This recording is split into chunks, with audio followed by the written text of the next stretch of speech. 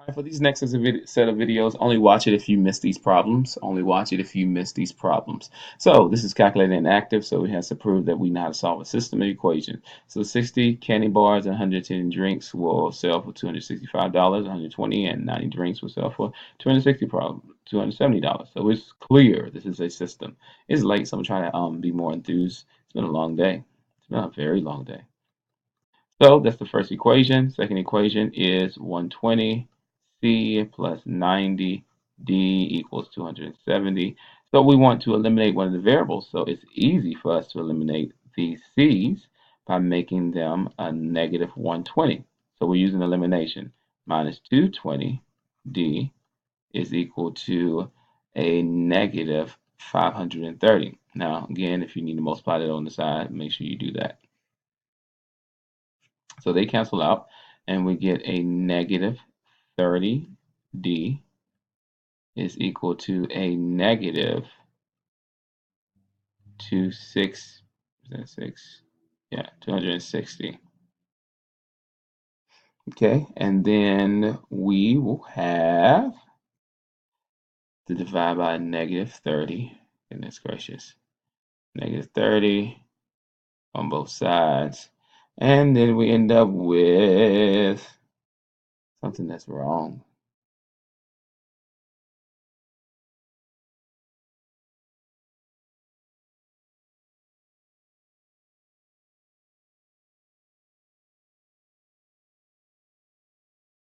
It's a negative 130. Well, let's start this over again. So only watch these problems if you missed them. So just if you missed them, and I mean, if you missed them, yeah, but if you didn't miss them, just go on to the next one because you know what you're doing. So this is a system of equations problem. So we have 60 candy bars and 110 drinks gives us 265. And then we have 120 candy bars plus 90 drinks gives us a 270, right? So we want to use elimination because they're in standard form. So it's easy for us to eliminate the C's by multiplying that by negative 2. So negative 120C minus 220D is equal to a negative 530. Again, all this work can be done on the side. I'll pre-plan these numbers so we can just get through the process. So this gives us a negative 130D is equal to a negative 260. And we divide both by negative 30, so we get D is equal to 2, right? And so how much each candy bar sell for? So if this is D is equal to 2, so we can put that in any equation. So we get 60C plus 110 times 2 is equal to 265. All right, and we get 60C plus 220 is equal to 265. And then we end up subtracting 220 from both sides. 60C is equal to 45. 60 divided by 60. We'll divide both of these by 5, and we will end up, well, we can divide by 15 actually, and we end up with 3/4. So that means that's 75 cents. So what's this?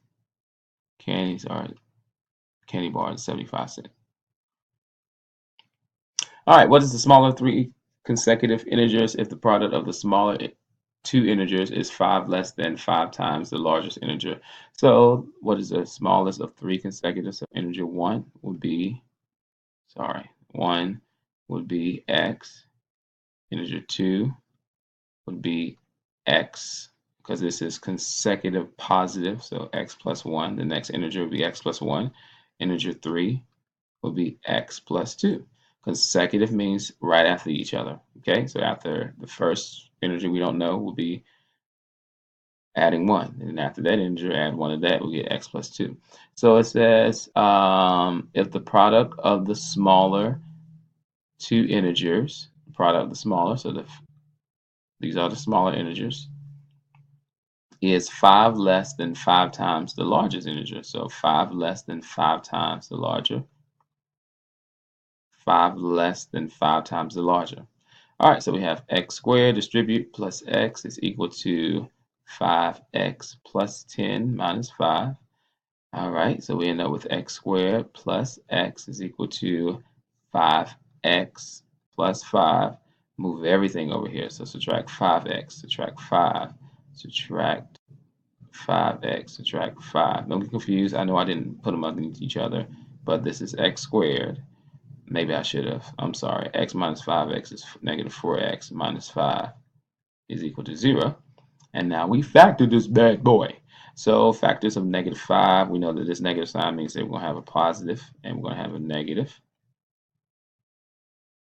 And then the negative is going to be larger, so the negative has to be 5 and the positive has to be 1. And so we're not done. This is equal to 0. So what will make that 0? X would be negative 1, and then x would be 5. But it says positive, so x has to be 5. So the smaller number has to be 5. All right, moving on. The school purchases boxes of candy. Each box contains 50 candy bars. Each box costs $30. How much does the school have to charge for each candy bar to make a profit of $10? So each box contains 50 candy bars. So you're selling the candy bars for a certain amount, and the box costs $30. So if you're trying to say 50, I'm selling these candy bars for 50 times something, and I know I paid $30 for this, and I want this to be, if to make a profit, it has to be, how much is the school to make a profit of $10? Of $10. Okay, so I want that to equal $10 because that's what my profit to be. Okay, this take off my overhead charge gives me $10. So add 30 to both sides. This is calculator active, I believe. 40. So x is equal to 0.8. Now, though this is the calculator active, a line segment, blah, blah, blah, and has a midpoint. This, what is the equation of a line perpendicular? So perpendicular slopes are opposite reciprocals. All right, so if line segment has these endpoints, and the point K is the midpoint of JL, what is the equation of a line perpendicular to JL and passing through K? So let's find the point K. So the midpoint will be your x. Your x is added together, x of 2 plus x of 1 over 2, y sub 2 plus y sub 1 over 2, or vice versa, it doesn't matter. But 6 plus 2 over 2, and then 4 plus 8, or 8 plus 4 over 2. So that's 8. So that gives me 4. And then this gives me 12 over 2, which is 6. And I want the slope to be perpendicular to JL. Goodness gracious, they want me to do a lot. So we need to find the slope of JL and then find the slope that's perpendicular to that. So we do y sub 2 minus y sub 1, so 8 minus 4 over 6 minus 2.